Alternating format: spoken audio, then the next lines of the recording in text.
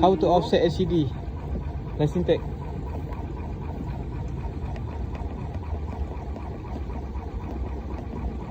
Oh, ada tulis. Oh, kena enter dulu baru adjust lah. Boleh enter. Kena enter dulu boleh. Kalau you mau keluar, you enter mana? Tengok masuk. Oh.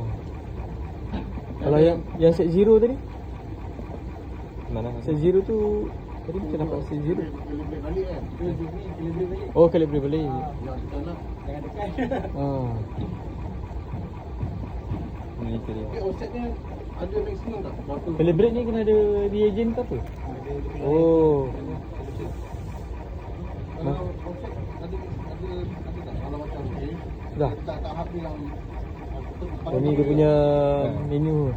Main menu. Okay. Kalau you terus tekan menu pun boleh ni. Tapi dia tak boleh nampak game lah. Kalau you tekan menu saja dia boleh tengok 4 million. Ini speed control. Dia tak boleh nampak game, tak boleh nampak offset lah. Kejap. Tahu lah, faham lah. Si boleh apa-apa kejadian ke apa. boleh ajar saya. Sibuk. Itu